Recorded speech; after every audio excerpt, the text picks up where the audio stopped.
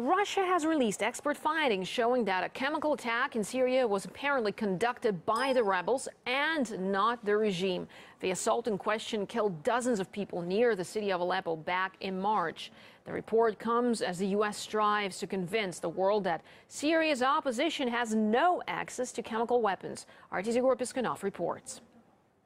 This is a detailed 100-page long report which provides thorough analysis of the weapons which were used in that attack in Aleppo in mid-March. And first of all, it concludes that it was in fact a chemical attack. The weapons which were used were custom-made and were similar to the ones usually used by the Al-Nusra, one of the most radical rebel groups with links to Al-Qaeda fighting against President Assad's regime. Investigators also found traces of hexagon, which was used to release the chemicals. That is not the way it's done in the military. And also they found traces of the sarin nerve gas, which was produced not industrially but was homemade, and found traces of another chemical which was used by Western nations in the times of the Second World War. So these are the main arguments presented in this report, which do suggest that that attack in Aleppo, the chemical attack, was in fact conducted by Syrian rebels.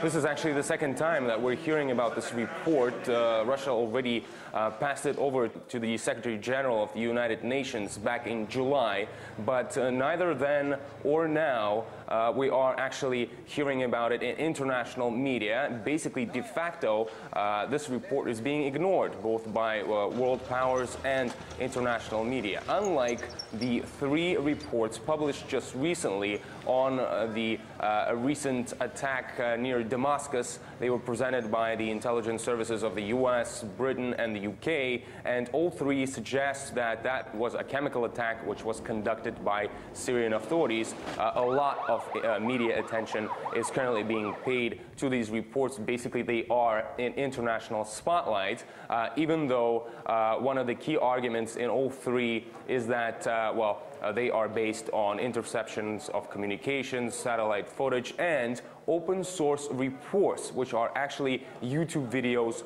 and information from other social networks.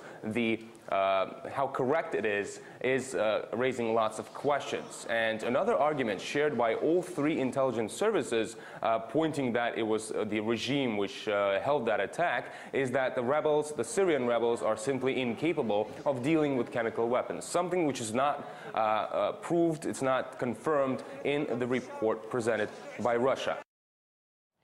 Well, we talked to the UN veteran and its former humanitarian coordinator for Iraq, Hans-Christoph Graf von Spanek, who explained why Russia's findings are largely being ignored by the international community. You can ask that question on a range of other reports that have been received, which are not convenient for those who are determined to carry out an attack. But we cannot avoid looking into this, and the media have an obligation also to shed light on this when there are rumors that Saudis and Qataris have supplied chemicals. Is that true? I don't know. That the Israelis were involved in this. Let there be a broad-based presentation. What I would say about is that the stalemate that prevails in the UN Security Council, I say this because I'm a person who has 32 years worked in that organization. The stalemate has been created by the insistence of the P3, France, Britain, and the United States, that the only answer to a crime whose origin we don't even know yet must be military action. And in the U.S., Obama's push for a strike on Syria has passed the first hurdle after the Senate committee voted in favor of the resolution. The U.S. Secretary of State also pitched the case to the House of Representatives. One reason for an attack that Kerry cited was to prevent U.S. allies in the Gulf states from increasing their support to al-Qaeda cells within the Syrian opposition, which they might do in desperation to topple Assad. Defense analyst and author Ivan Eland says this rhetoric does not stand up to scrutiny.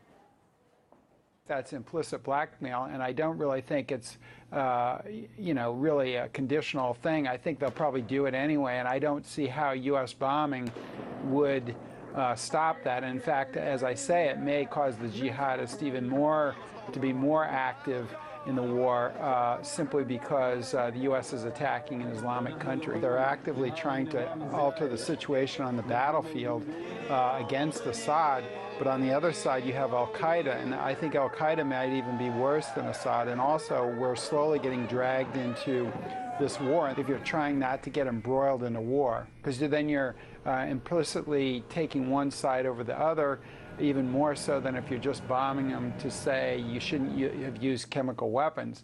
And I think then you get a stake in the outcome of the war.